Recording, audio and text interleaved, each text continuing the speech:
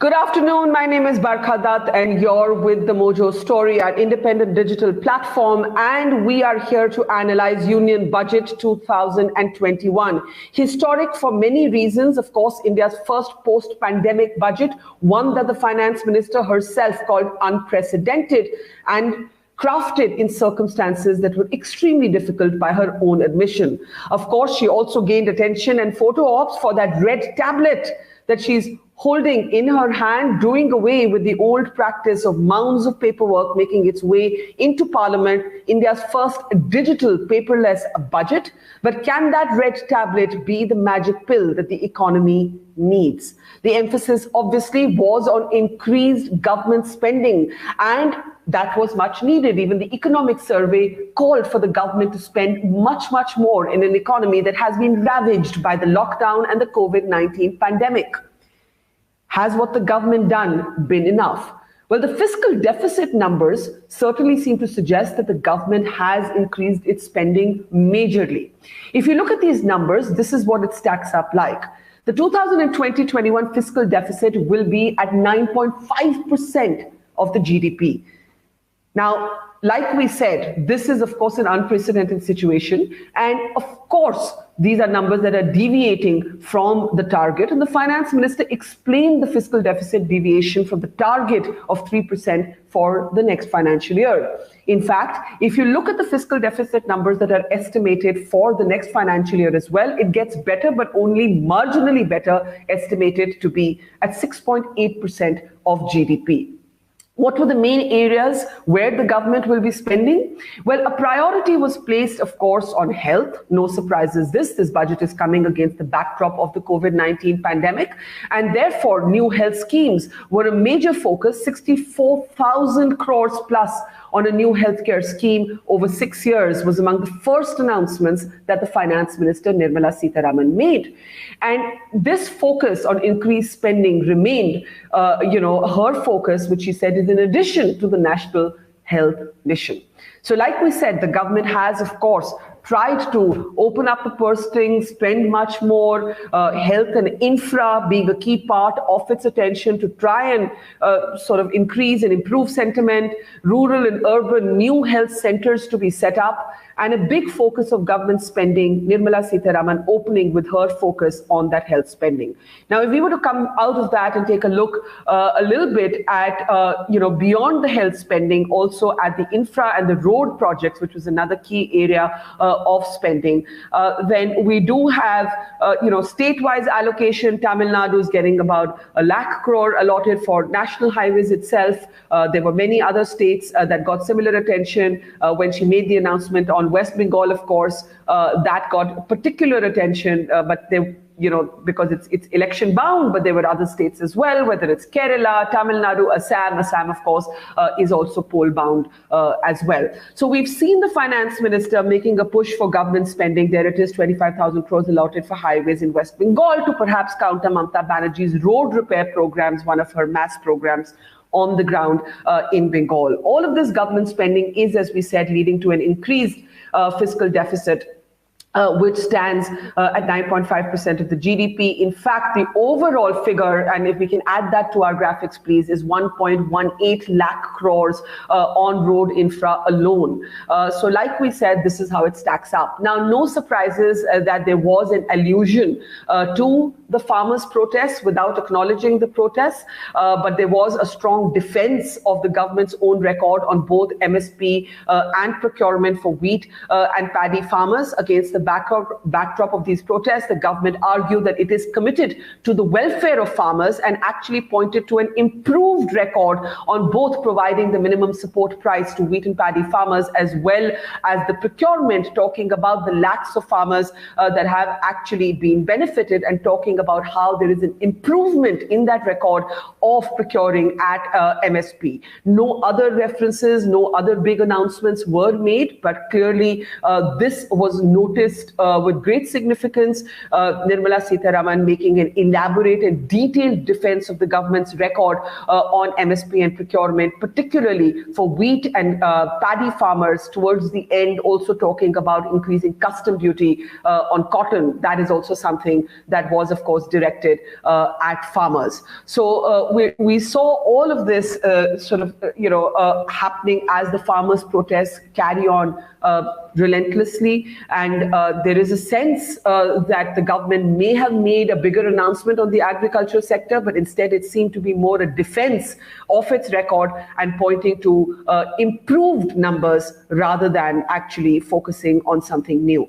So let's come out of these broad strokes. We'll continue to look at them one by one, and let's introduce our panel of experts to tell us whether what's happened today is actually enough. Could that red tablet be the magic pill that is in fact needed for the economy? Can it actually see a V-shaped recovery, as the chief economic advisor has been arguing? Let me introduce our panelists. We've got TK Arun, who's one of our senior-most editors. He's an editor of opinions with the Economic Times. We've got with us R.K. Srinivasan, who's again one of our veteran economic journalists.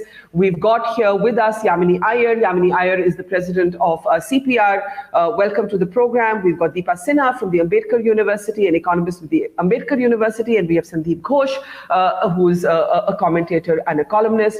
Welcome to all of you, and I want to start with you, TK Arun, if I may, just your first thoughts, at this point on what we've seen. Obviously, increased government spending reflected in those fiscal deficit numbers. Nobody was expecting the government to be able to meet that 3 or 3.5% of figure that was assumed in pre-COVID times. But do you think this is enough government spending? I think this is a fairly prudent amount of spending. Now, let's understand the macro perspective right now as far as India's budget is concerned. There is very little leeway for playing around with taxes, right? All major the GDP Council. You can really alter some customs duties. And sorry, we lost you there. Are you there? Yeah. Now I can hear you. Yeah. Go ahead. Yeah. So indirect taxes are done by the GST Council. You can tweak some import duties. Direct taxes, you already slashed even before the beginning of this financial year because of the slowdown in the 2019-20 year. You reduce rates to corporate rates. There isn't much scope for reducing personal income tax rates. So some benefit in terms of pre-fill forms to ease compliance for senior citizens and for others who have dividend income, all that is done fine. Now, the big thing that the government could have done is to step up capital expenditure, particularly on infrastructure. And I think the government has budgeted for it. And this is a very welcome development. Now, 9.5% fiscal deficit is for the current year, which is going to conclude. The main thing is that for the next year, they are again targeting 6% of GDP as a fiscal deficit. That's a huge number. And I think the economy will require that. And the economic survey's key message was that so long as your rate of interest is below the rate of growth of the economy, you'll be able to service that debt and have a surplus left over. And so your debt GDP ratio will come down. And I think the government has taken that to heart and is acting on it. I'm happy that the government is stepping up capital expenditure. Now, there is a political budget also. I mean, all the states going to elections have been given various kind of road projects, investment here, investment there, Kerala, Tamil Nadu, Assam, Bengal. So, I mean, that's just typical of this government. It's always mindful of the politics at play whenever it makes any announcement, whether economics or political. So it's a political budget, and it does meet some essential requirements of stepping up growth rate in the economy by increasing capital investment. So the politics any government, Arun, is allowed to play, but you use the word prudent. You use the word prudent. Is this a time for a government to be prudent, or was this a time for a government to be bolder? And if so, has the government shown that boldness of thinking? Yeah, when I said prudent, I meant that it actually wasn't scared of borrowing money to spend. So that is the sense that it actually showed sense in spending big time and increasing the capital expenditure and stepping up your borrowings. 6% of GDP is what you're targeting. So that I think is a good thing. See, and let's also see, actually, there are trillions and trillions of dollars around the world which is looking for profitable deployment in an assured economic environment. The government doesn't need to spend all the money to create infrastructure in this country, to step up investment in this country right now. It needs to give the assurance to footloose capital, which is scouring the world for profitable deployment, that if you come and invest in India, you will get a decent return and the money will actually be given to you. So that is why all this investment trusts are being floated, so that money can come in and we'll be able to capitalize whatever we have built and release the money for making fresh investment. So the government's ability to spend is not contingent entirely on what is coming out of the budget. It's also on how effective you are in leveraging global capital that is available to you to create infrastructure. Okay, let me open this up. So prudent is the defining word that TK Arun has used. Yamini, actually, if you look at the budget, there's nothing to disagree with. You could argue in a sense that the budget could have gone further, has not gone far enough, but it seems a reasonably predictable sort of level of spending. The areas are health and infrastructure. Obviously, as Arun said, there's some sort of eye on the poll-bound states. That's normal politics. Is there something that actually leaps out at you? So the one positive thing that leaps out to me is how transparent this budget has been, especially if we go back to the past few years where fiscal deficit numbers didn't always add up to real borrowing, given the kind of off-budget borrowing that the government was indulging in. And I think a willingness to both be transparent fully about the extent of the fiscal deficit, both for this year as well as for next year, as well as a commitment to bringing off-budget borrowing back into the budget for the FCI. These are really good positive signs that add to the credibility of our macro-fiscal numbers that over the last few years have certainly gone through a credibility crisis. The other really good positive for me was the commitment to, under the 15th Finance Commission, sticking to 41% of devolution to states. The pandemic has really hit state budgets badly. State balance sheets are going to have a very difficult time recovering. So ensuring that devolution stays at 41%, increase in borrowing limits. These are positives in my opinion. Clearly also a pathway for recovery from the government's perspective, which is very much focused on health and infra. We'll have to see closely the numbers for health. It's not entirely clear what this new scheme is going to mean, what the NHM numbers are going to look like, what is allocated for nutrition as well. The one thing that really stood out for me as jarring against the backdrop of everything that happened from March 25th onwards with the migrant workers, the kind of deep distress that the informal sector is going through, the fact that even though NREGA allocations have ensured that rural employment is seeing a little bit is less distressed, but no of what all of this means for overall social protection, and what are we doing about immediate distress. One nation, one ration card was mentioned, no clarity on how close we are to that March 31st deadline, but no articulation overall of what it means for India to have a robust social protection after what we have put our workers through. And I think that given everything, the failure to, let's see what the numbers tell us, but the failure to mention any of this up and center in the budget is definitely very, very jarring. So let me just ask you a little bit. You've made two unrelated points. I'll pick up the second one first. You don't feel that the government went far enough on acknowledging the suffering. And I want to just bring up some of those images because we spent much of the last year actually chronicling the woes of these migrant workers, walking with them on those highways. There was a reference to a sort of special package for them, Yamini. You feel it was perfunctory. You feel it did not go far enough. You feel that the government needed to do much more to acknowledge the year that it has been for millions of India's transient workers. Look, I'm going to have to wait for the budget numbers to really get a good sense of what the allocations look like, and in fact, what expenditures have looked like for this last year as well. But I do think, given the distress, some upfront acknowledgement and mention of this, as well as a discussion around this, and what is the policy pathway over the next 5 years. I think that was something that was much needed and ought to have been mentioned. Yes. Okay, but in general, I think the overall perspective from both Arun and Yamini, and let me take that to our Srinivasan, has been a sort of sense of okay, not too bad. This is largely sort of in safe hands. This is largely going in the direction that it should have. There seems to be greater transparency in data. Mr. Srinivasan. Yes, that's how actually the BJP under Mr. Narendra Modi has behaved when it comes to budgets, right from the very first one presented by Arun. There have always been expectations of something very dramatic happening in the budget, but it has usually turned out that they have actually been fairly conservative in their approach to both expenditure and revenues. And the deficit has been sort of fairly well managed till, of course, the pandemic hit. 9.5% is a big number.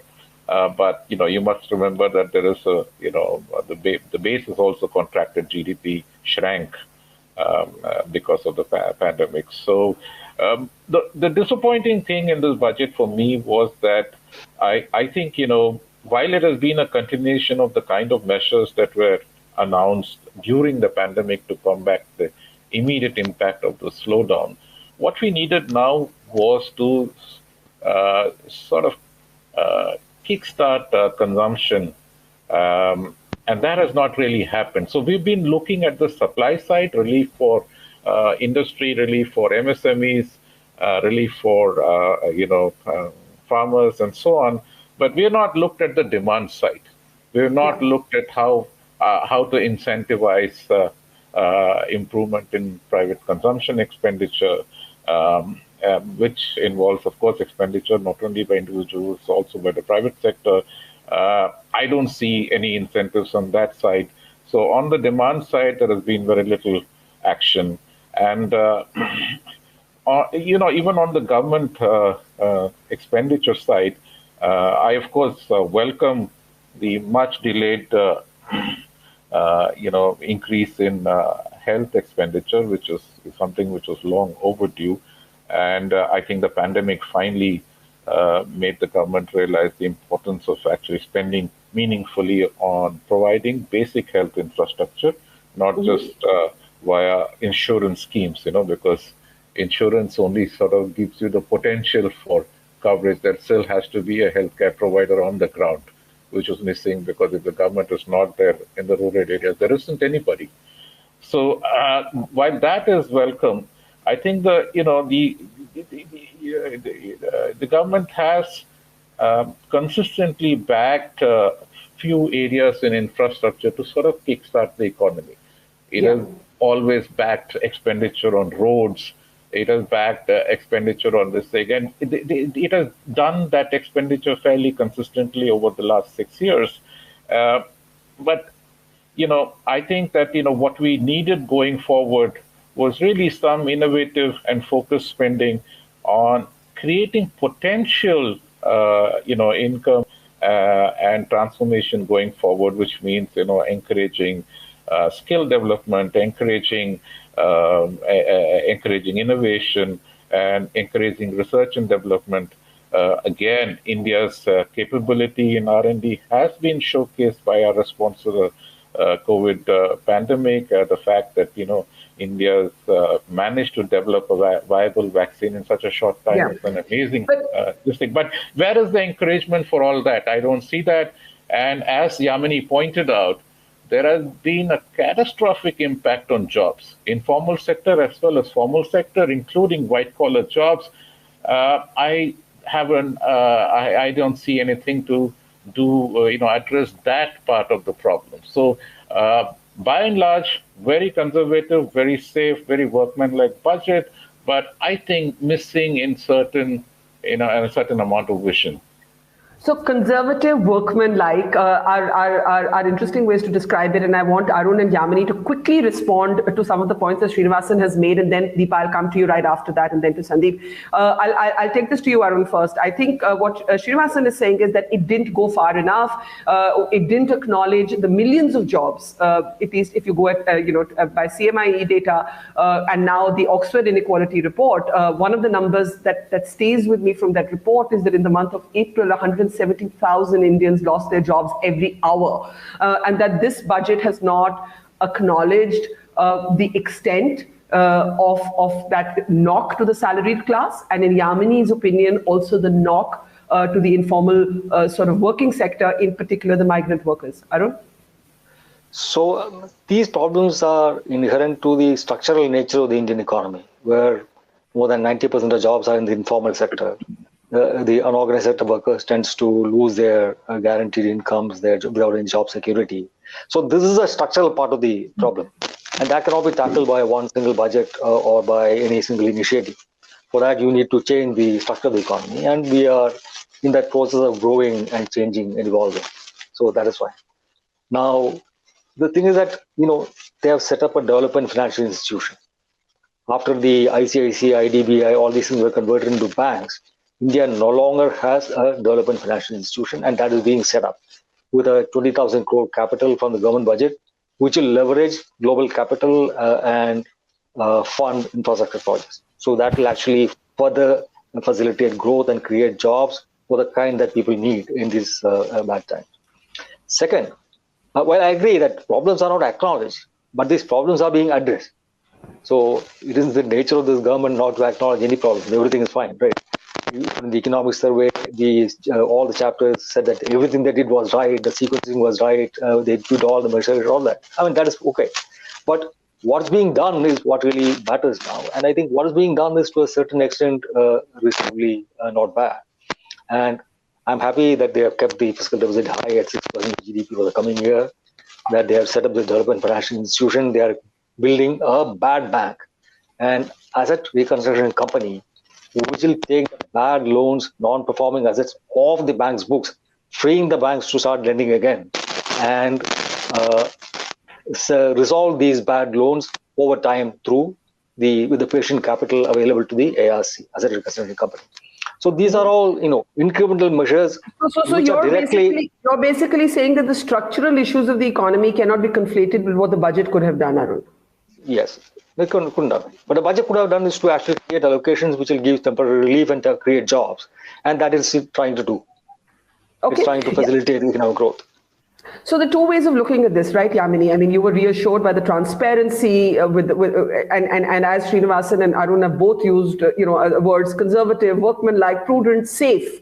But some would have said we needed a little more risk, a little more imagination, a little more compassion. But again, I think Arun makes a valid point that there are structural issues with the economy, and the budget can't be that magic pill to address all of them, right?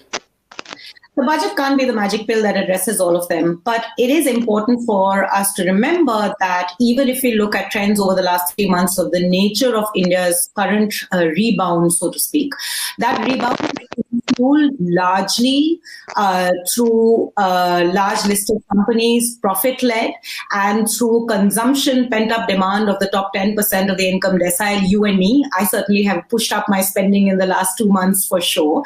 And that is hurting, in fact, I would argue, actually bleeding the rest of the economy. Small listed companies have not registered any growth. Informal sector, small micro enterprises, we don't even have the data, but clearly, given the degree of contraction, they too are shrinking and are under deep distress. And all you refer to the CMI data, all the data on the informal sector, on employment data is telling us that jobs are not coming back anytime soon. The government seems to, through this budget, have laid out its own imagination for how it can bring back jobs. It's going to do this through increased capex with the assumption that that will boost private investment, and it's doing what it can to fix the financial sector. That's okay as one engine, but a very, very crucial second engine, almost more important when you've gone through so much distress, is what you can do on the social sector to boost consumption, particularly of the informal sector. And that needs increased allocations for many social policy programs. Let's not forget, a lot of expenditure switching is likely to have happened this year. We'll see when the numbers come out that the government, many of its regular programs were not running at full capacity. Money was being used to substitute for other pandemic-related activities activities. This means school education, nutrition. There's a whole set of things that impact household budgets, particularly of the low. So let's see what the numbers say. But certainly in terms of the politics and the policy positioning of this budget, the absence of any clear reference to all of this is jarring. I was not imagining anything but a very pragmatic budget that wasn't going to do anything dramatic. And I think in that sense, this budget has done exactly what it should have done in a year where we have to rebound and get back onto a path of growth with a lot of uncertainty. Doing anything dramatic may not have been a good thing, but ensuring that you're covering those who have been most distressed by decisions and choices being made by the elite and by a disease that was brought into this country by the elite, I think is a moral responsibility in a democracy. Let's see what the numbers have to say before we say anything further. Sure. Let me just get Deepa and Sandip, and then we'll actually look at the specifics. Deepa, go ahead. Yeah, I just want to quickly, for the overall reaction, I also think that it is prudent and conservative, and this is not the time to be prudent and conservative is my feeling. Given that this was an extraordinary year, and we must also remember that the last 3 years were also years of slowdown and stagnant rural wages. So when we're thinking about what is happening to the informal sector workers and the trauma that they faced through COVID, it was at the backs of a number of years of already seeing their wages not increasing. And then in this year also, we see that profit shares are increasing, but wages are not. So what we see from the speech again is not enough attention paid to these issues, and that the stimulus happens not only through capital expenditure, which is very important, but also through the demand side, which could be through increasing the demand of the poor, who are in large numbers in our country. So what is it for Narega? Food subsidy, it's good that it's not off budget anymore, but I don't see how it's going to fit here because that's a large amount. Even in health, I've just got the health numbers. The numbers have been put up. And if you look at the Department of Health and Family Welfare, the BE for this year is slightly less than the RE for last year. So we have to really look at the details of where is this increased expenditure happening. And I think it is definitely not as bold as it should have been given the circumstances. What would you specifically, what's the one bold move? And I want to actually ask Mr. Srinivasan that also, but Deepa, to you first. What's this one first bold move that you would have liked to see that you actually didn't see? Much more spending on 3-4 things. She started her speech with health and nutrition, which was great, which usually doesn't happen, but putting actually money behind that. And then Narega and social protection, at least this much. In terms of social security pensions, for instance, for the old and single women is 200 rupees since 2006. If that was 1,000 rupees, and there are many studies to show that those also have a very good multiplier effect because people spend all that money. Okay, let me just quickly get a comment in from Sandip at this point. Sandip, go ahead. The first thing I'd say, I think where Nirmala Sitharaman was in a way very lucky that she's starting on a front foot with these GST numbers, with the growth projections, etc. So she didn't have to be very defensive in her, budget articulation, and which I think was a good thing. If she really, sorry, go ahead, Sandip. We lost you there. Go ahead, please. Yeah, sorry. I'm saying she started on the front, didn't start on the back foot. If she started on a back foot, then everything goes on a spin. So that way she was, I think, the timing was very correct for her. Second thing, which I liked, Barkha, while all these boxes were ticked, the way they were ticked, whether you talk of infrastructure, whether you talk of health, I think they tried to tick it in a futuristic way. So if you see a lot of the health expenditure, which they're talking about even in the health sector, they're putting it in a health infrastructure like National Institute of Virology, the entry point controls, or the laboratories which they are setting up in various districts. And similarly on development, though you say about the political element to it, but roads, I think, is the biggest incentive you can do for development. So even if you look at a West Bengal situation, which you mentioned, whereas the state government did a lot on the rural roads, but what you require is the arterial highways. And so those sort of investment which is coming, But along with that, if you recall, some of the small mentions, like the fishing harbors, which they are setting up both for sea as well as inland fishing. So these, I think there is a lot of, progressive thinking in terms of the future industries, which I think this government has been trying to focus on the sunrise sectors rather than compete internationally on sectors which are already crowded or which are on the way to sunset. I like the whole idea of the textile park. And so I think there's been focus on areas which they thought were either problematic or which gave opportunity. One last comment I would make in terms of Srini's view on consumption and also the whole point about the rural things, while in terms of form or in what they said, we can fault Nirmala Sitharaman and she didn't make maybe the right noises, but there could also be a view. You're seeing rural consumption, the rural growth during this entire period has been good. So some of the DETs which they have done, that has surely worked, which internationally also people are recognizing for. There, just a second. So similarly, one last point is, having been from the manufacturing formal sector, today the way these companies are organized, there is huge downward linkages. So a Hindustan Unilever cannot make so much profit without a lot of it percolating down to its ancillaries. So I'm not too sure how far that is correct, that the small businesses are not benefiting from whatever is happening. Thanks. Okay, let me just break down some of these points one by one. You've all made your big opening remarks. Let's first look at fiscal deficit. Srinivasan, you actually felt that there wasn't enough sentiment created for consumption. Do we need to be concerned at all about the fiscal deficit standing at 9.5% of GDP, estimated to be 6.8% next year, or was this an absolute inevitability? And could we have lived with an even higher level of or higher percentage of fiscal deficit? Well, percentages really, like I said, can be a little misleading. You need to look at the absolute number. If you look at the absolute number, I think the government spending overall,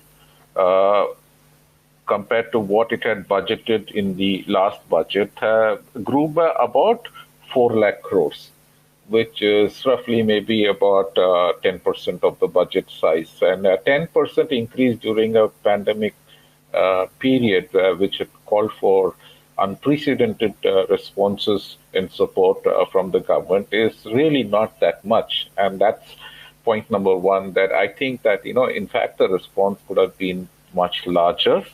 6.8% deficit projected for the next year. There are certain underlying assumptions, basically, also on how the base will change, or how much of GDP growth that they're going to have.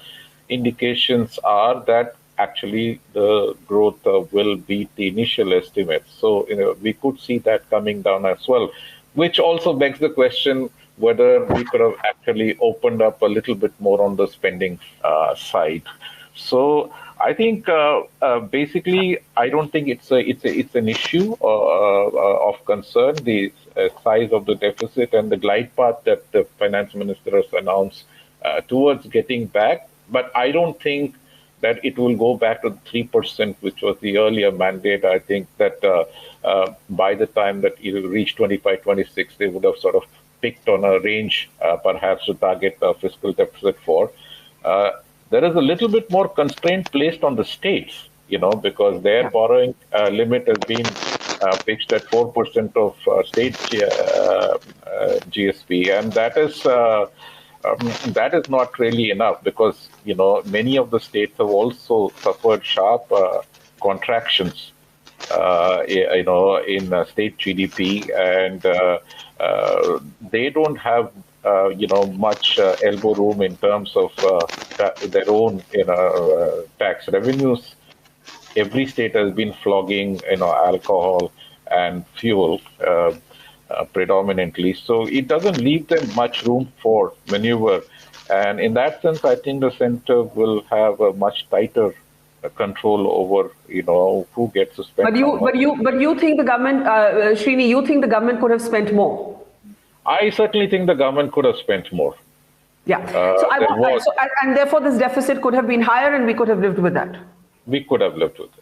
Okay, I want Arun and Yamini to come in on that. Yamini, apart from the social sector spaces that you have flagged, I think Srini is making the point about consumption. And will this go far enough to actually change sentiment? Because what's happening, of course, is that the government is spending, but other sectors are not, right? Do you believe that this fiscal deficit, alarming as it may seem to a non-economist, to suddenly go from a target of 3.5 or 3% to 9.5%, do you agree that the government could have in fact afforded to have spent much more? I think the most important thing at this point was for credibility of numbers, and that given the unusual nature of the backdrop against which this budget was being prepared, I think that has been achieved. So in that context, perhaps the fiscal deficit, there was enough more leeway for the government with regard to the fiscal deficit. I think the big question, and again, I'll have to look at the numbers more closely to comment on this. The big question really is, what are the different drivers of the fiscal deficit? What has this done to expenditure, to budgeted expenditures for the last year? What has it done? How much of the bringing back of the off-budget borrowing into the budget has affected the fiscal deficit, and so on. So we'll have to look at it a lot more closely to be able to make a careful comment on it. But I do think that at this point, the core expectation from government is to spend to ensure that the economy gets back on track. And that's really, and in that context, fiscal deficit concerns should not be the driving concern. Credibility of your numbers should be the driving concern. And at least on credibility, I think some steps in the right direction have been taken. Arun, quick comment. I want to actually move on to what the government said about farmers, but just on the spending. I was just doing the numbers. Yeah. The size of this budget, which matters. We haven't had very large budgets after the concern with fiscal deficit came uppermost after the economic reforms began. And this budget today is 15.5% of GDP. The budget size last year was 13.5% of GDP. It was lower than 13% the previous years. So the government is planning for a big budget. The total government expenditure by the central government would be 15.5% of GDP.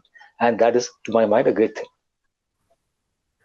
So you don't actually share Srini's concern on consumption, Yamini's point that this could have gone further? I'm sure they could have been doing more explicit. They would have shown some concern. But I'm sure overall expenditure, when it is this high, it will, finally reach people who need to have some support to their consumption also. Okay. I want to shift our focus specifically to the raging controversy of our time, which is the farm protests, right?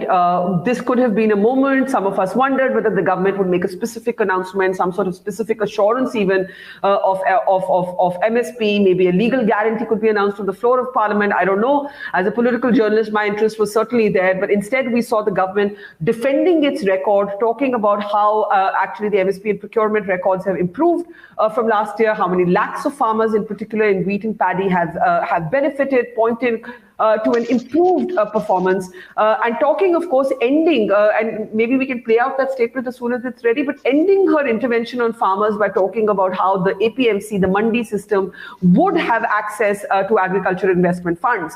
I think this is, of course, a political intervention, and some would wonder whether the government missed an opportunity here, or whether it actually underlines that the government is very much sticking to its position. I'll start with Deepa on this, and I'd like to go around the panel on the farmer's point. Deepa, go ahead. Yeah, on the farmer's point, I want to say two things. One thing is she emphasized a lot on the expansion of MSP coverage in her speech, but we need to also understand that that doesn't reflect in the budget at all. I mean, MSP is something that the government is paying for the rice and wheat it is buying. It doesn't come in our budget documents. So that does not mean excess spending. We need to see how it is distributed. If you look at PM Kisan, once again, I was just quickly looking at the numbers, which is the big flagship program of this government, and she mentioned reaching out to more farmers under that as well. Again, the RE last year and the BE this year is the same. So there is no increase in the budget for that either. There is an increase in the budget for the Agriculture Infrastructure Fund, which would be available for APMC, which I think is positive, which we'll have to see how it will be used. So overall, again, on the farmers front also, I would say not disappointing given the context, where one expected, given the protests and so on, that there would be some big bang announcement. Okay, so I really want the panel to respond, spend 5 minutes talking about the farmers. So let's just listen to what Nirmala Sitharaman said on this MSP and procurement for wheat and paddy farmers in particular. The number of farmers benefited increased from 1.24 crores in 2019-20 to 1.54 crores in 2020-21. In the same way, Honorable Speaker, sir, in the case of pulses, the amount paid in 2013-14 was 236 crores. In 2019-20, this was increased to 8,285 crores. Now in 2021, it is at 10,530 crores. More than 40 times increase from 2013-14. And we could see the Prime Minister actually really, hitting the desk there in approval, in endorsement, a political signaling there as much as an economic one. Yamini, I'll start with you. On the farmers issue, could the government have made a different intervention? It basically defended its record. It obviously towards the end spoke about customs duties on cotton and so on. It spoke about the mandi system being given access to these new funds, thereby underlining that the mandi system isn't vanishing. But was it a missed opportunity to de-escalate what's happening at the borders of the capital?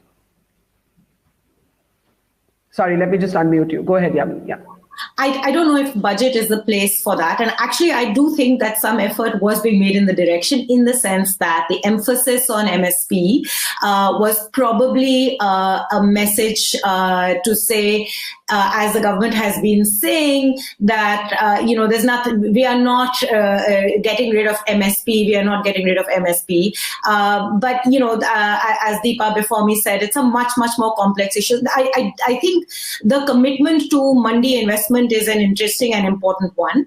Yeah. But beyond that, I don't, this is a complex issue. It's both a complex political issue. It's also a complex issue related to what agricultural reforms actually ought to look like.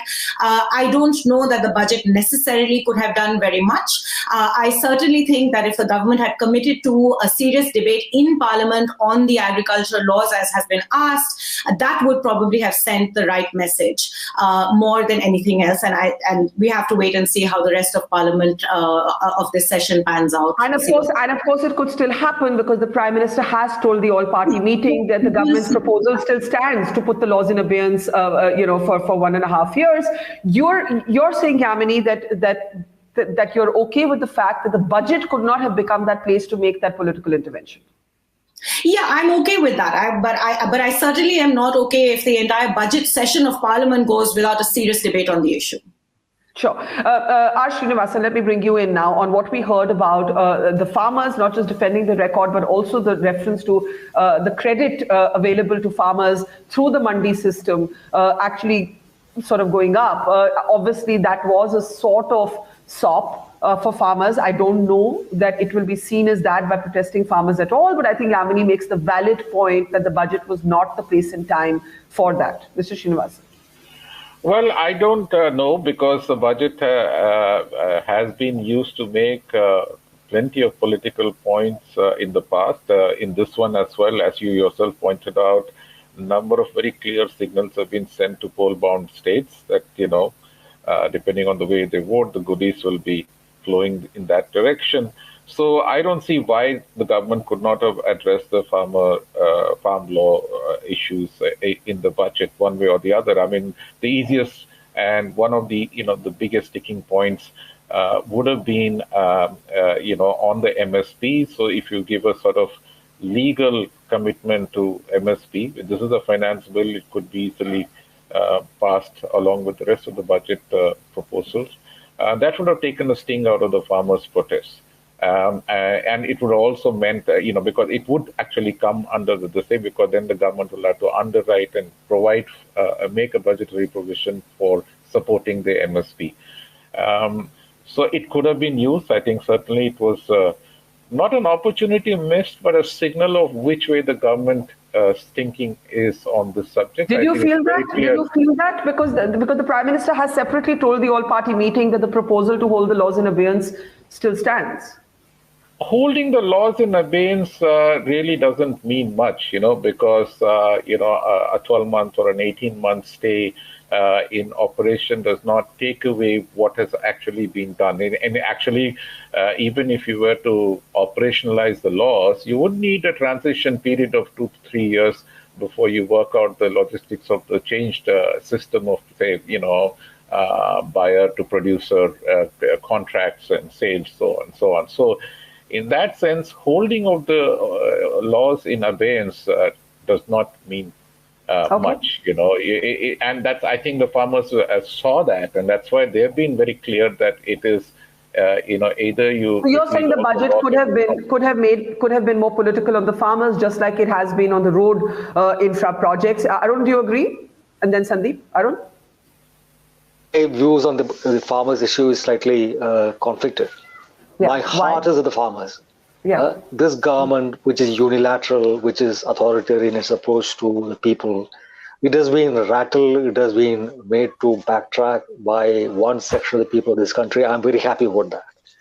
At the same time, I am not very happy with the demands of the farmers. See, we are right now producing grain far in excess of what this country needs or what the world needs. Yeah. We are producing sugar at a price that is unaffordable to the entire world. We are exporting sugar with a huge subsidy. We have to fundamentally change the way we carry out agriculture in this country. What is required is actually crop diversification. Punjab and Haryana cannot sustain the kind of cultivation of rice and wheat the way we have been doing all these years. While this has helped build the food security and the food buffer that India needed when we were short of food, that is not the requirement today. Today's requirements are different. So these farmers need to move away from growing yet more grain by depleting groundwater, ever more, pumping out more water, turning the soil saline and toxic and all that. We need to move to different crops. So this 1.5 years period where the laws will be suspended should be utilized for a full-fledged program of weaning farmers away from grain to other profitable crops. The most profitable farmers in Punjab actually don't grow grain. They grow food, they grow flowers, they grow various other kind of things. So this needs to become more standard. Now, very unfortunate, there was no, the budget did not actually utilize this opportunity or the platform given by the budget to announce such a program of crop diversification away from grain so that everybody is better off. The point is that we cannot sustain these kind of ever ratcheting up MSP and open procurement of grain, and that too selectively in some parts of the country. Farmers are bringing grain from. What would you have wanted to hear Nirmala Sitharaman say on the farmers' issue that she did not? Yes. Mr. Srinivasan, Srini clearly believes that there could have been a political intervention. Yamini says that can be kept for the rest of the session. Deepa believes as well that intervention should have come. Arun, irrespective of your disagreement, you may actually think the farm laws are a good idea, but the fact is there's a political crisis, right? Could Ms. Sitharaman have made a comment that could have utilized this chance in a different way? Yes, she could have. By saying what? That we are undertaking a massive program of crop diversification away from grain, and that we will utilize the money we are setting up in the budget to carry out such a diversification to support farmers to move away from just cultivating grain to more profitable crops. Yamini is wanting to interject. I'll just briefly allow her an interjection and then Sandip. Yeah, Yamini, go ahead. No, just to say, the challenge is that the laws are taking the government in one direction, and some of the policy moves that they, or what they're trying to do to manage the political situation are taking them in another. Just a very simple thing. The laws, even though they have always said we are not saying we're dismantling the APMCs, are essentially a move in the direction to dismantle the APMCs. You're also saying that you are going to invest in the mandis, which in my opinion, is exactly the right step to take. So it's very clear to me that there's a set of inconsistencies in the laws that need to be debated. There's a whole political issue that needs to be debated. Any move in the budget would have added, frankly, to what is already a fairly complicated and very confusing scenario. So a dedicated debate on the agriculture. In fact, frankly, our finance minister has used out of budget occasions to change budgets very often. So I would really welcome a dedicated session on this issue and changes to this budget, specifically on agriculture. After that, which we did it with corporate tax, so we can do it with this too. I do want to come to taxes in the last 10 minutes that we have with this panel, but Arun, I'll let you respond to Yamini and then Sandip. Sorry, can we just come out of the taxes? We look at the tax separately. I just let Arun complete the point. So the two are not mutually exclusive. Yeah. Having a separate session to discuss the farmers' agitation and the farming laws and all that in detail is not exclusive. It's not an alternate choice to making an announcement in the budget on what the government plans to do to create prosperity for farmers away from the grain, which is unaffordable for the country. Now, the two could have taken place. And I think it's still feasible. See, we are now on the verge of a massive upsurge in food processing across the country. You've laid down power lines to every village. It is possible, but the power doesn't flow because we are bankrupt electricity utilities, because we don't ask people to pay for the power they consume. But suppose we could actually deliver power during the daytime to rural areas. You could have a range of food processing plants coming up in rural areas, which will process the food that today rots because there's not enough of an infrastructure to store it or keep it safe. You could have desiccated onions, you could have desiccated, dried vegetables, all these things. And that will improve incomes of farmers, bring down prices for consumers, and everybody will be better off. Now, that possibility exists. You are building roads to rural areas, you are building power lines to rural areas. And if you could have brought these things, elements of a possible new food processing revolution possible, you brought them together and announced that, and simultaneously said that we will create this diversification away from grain, I think it would have laid the ground for a fruitful separate discussion on how to end this farmers' age. Okay. All right. I have just 10 minutes, if I less than that left. So Sandip, a quick point on farmers, and then I want to spend the last few minutes looking at taxes. There wasn't a COVID cess, as there was a sort of fear or hope, depending on your point of view, that there might be. Sandip.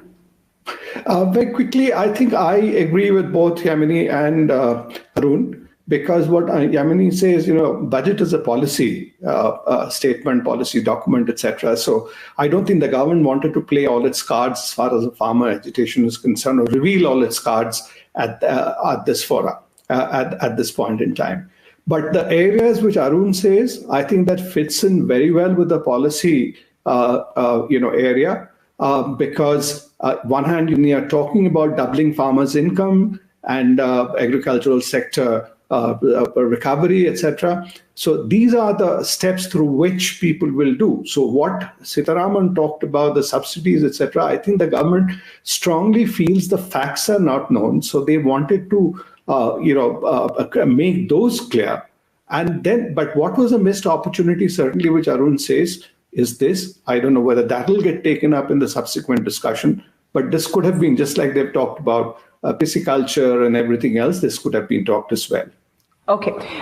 We have literally 5 minutes left, so these have to be concluding remarks. The tax was not dramatic other than the relief for pensioners above 75. There was a lot of talk about a possible COVID cess. Yamini, I'll start with you. Last thoughts, and if you want to look at the taxes, it's always what the middle class and the upper middle class looks most at. There was a lot of talk for COVID cess. That didn't actually happen. Go ahead.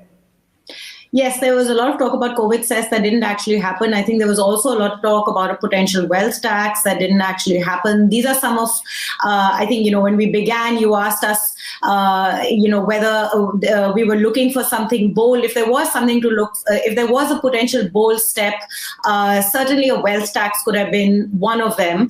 Would you have supported it? Would you have supported a wealth tax? It's an old Thomas Piketty idea that, are you saying its time has come in a pandemic year? Certainly in a pandemic year when the stock market is booming, it's something to be taken quite seriously. So you would have supported a wealth tax, and how would you have framed the sort of level above which you think the wealth tax should have been charged? gosh, I have to say I would have supported it, but I don't know much on the details. But principally, your heart is with the wealth tax for a COVID year. Principally, your heart is with. Yes. Okay, so that's the boldness that was missed, Arun. The tax regime really not, neither shaken nor stirred too much. The kind of tax on the rich that I would prefer personally is a tax on estates. When people create wealth, accumulate wealth during their lifetime, and they die, there's no reason why there should be intergenerational transmission of inequality. Why the children who haven't really done anything to earn this should be getting this huge bonanza. I think it would make sense to have a huge, sizable tax on estates left behind by the rich. Why do you think they didn't do that? They could have got away with it in a year like this when, as the Oxford Inequality Report tells you, India's billionaires actually, increased their income manifold. Mr. Ambani was richer by 75%. I don't think there would have been eyebrows raised if it had happened, if a wealth tax had actually, been unveiled this time, or a COVID cess for billionaires. I don't know. I mean, people want to create incomes in this country rather than attack wealth. And if that becomes a disincentive for people to invest and create more jobs and incomes within the country, I think governments wouldn't want to really risk that. That is why there is no wealth tax right now. Okay. But I don't think that really matters so much. You haven't really followed up the audit trail generated by GST to collect your direct tax base the way you could have. The potential exists. And that is what you need to do. And I think that's what the government is actually trying to do with all this talk about advanced data analytics, artificial intelligence, and so on and so forth. We can collect nearly, at least 10 percentage points more of GDP through better administration tax. Yeah. Deepa? Sorry, same. I would actually agree with Yamini that one would have looked for some new taxes for taxing the super rich. And this budget very much, although one is talking about how they've increased the fiscal deficit, the prime driving concern actually seems to have been to contain the fiscal deficit while not increasing your taxes. And therefore, that's why we see not much happening on the spending side. Srini, if I can get you on the tax measures, almost everybody, I think Deepa and Yamini are pushing for a wealth tax. Arun says that there's plenty within the framework that you could have done. You don't actually have to go as far as a wealth tax, right? Your view? Yeah, certainly, I think more could have been done on both sides. First of all, and let me just begin by correcting you that the budget gave some relief for the elderly. It hasn't. It has only exempted people above 75 from filing a return. They're not exempt from tax. Yeah, okay. So yes, fair enough. Only compliance, so no relief for anybody. I feel really sorry for the Indian middle class. You look at what it was the worst year in recent memory for the middle class. Every Indian middle class family experienced an income shrinkage. I can say that with confidence. Everybody across the board, right? Many lost their jobs, and these are the people who are actually driving the consumption economy. Who do you think is buying the cars and the houses and going out to eat and, consuming, internet services and so on, and paying premium prices for it? It's the middle class. So, I think even a token gesture would have revive what are called animal spirits, and that disappointingly did not happen. What sort of token gesture? What sort of token gesture? At least sort of, get a little bit more realistic about income slabs and, in terms of what is the actual relief that you're giving, maybe restructure the taxation levels a little bit so that those at the, at seriously higher income levels do pay reasonable tax, but those, who are in the middle and the lower middle part of the segment, I mean, the government considers anybody with income over 15 lakhs as rich, and that's ridiculous in this day and age, Yeah. I think that's a good point. That's a good point that you've made, that there was nothing for the middle class, Sandip. And that middle class has often been a BJP voting sort of class. And this is something that you hear again and again, that people believe that the income tax paying class of this country is the most put down upon. And I don't know if we say that as people who still imagine ourselves to be middle class without realizing our privilege. We all identify as middle class. But Sandip, very quickly. And then, I don't know, I have literally a minute left. So if anyone wants to, after that, jump in with the last word. Yeah, Sandip. Very quickly is, I think, the part B of the budget has lost its significance now. Yeah. So whatever is done there, it's incidental. And the government had too many fires burning just now to take on something like wealth tax, etc., and, wave a red rag at the intelligentsia. So they left it. What Srini was saying was possible, but instead of, while they haven't increased the taxes in some ways, like your COVID cess, etc., they have not also reduced other things. So must have been a political call or what they have taken. I wouldn't really worry too much about it. Okay, we're at the end of this 1 hour. We're of course continuing our special coverage. If I had to literally give all of you 15 seconds each to use one adjective to describe the budget, just one word. If you had to use one word, and I want to start with you, Deepa, one word. Playing safe. That's 2 words, but okay, safe. Yeah. We'll take safe as the word. Srini? Possible. Possible. Arun? Yes. Sorry, Arun? It's a good budget. Good budget. Okay, good. So we've got good, safe, possible. Sandip? I think it's I think it's a good budget. I'll agree with Arun again. So good is the same word. And Yamini, I'll give you the last word with the last word on the budget. Transparent. Transparent. All right. It's been an interesting set of adjectives ranging all the way from possible to good to safe to transparent. Nobody has said anything terrible about the budget. Nobody has disagreed violently or ferociously with any part of the budget. But like Yamini pointed out, a number of the numbers are still awaited. I'm going to say thank you to our guests at the moment. R. Srinivasan, thank you so much for joining us. Deepa Sinha, thank you so much for joining us. Always a pleasure to have you on. We're also saying thank you to Sandip for joining us. Thank you. Arun, thank you. We'll continue to sort of bring you all back and have you analyze the budget with us. And thank you finally, Yamini. It's been a pleasure having you on as well. It's great to see you here. Thank you for watching our work. If you haven't subscribed yet, don't forget to click the bell icon and subscribe to Mojo Story and support independent, robust journalism.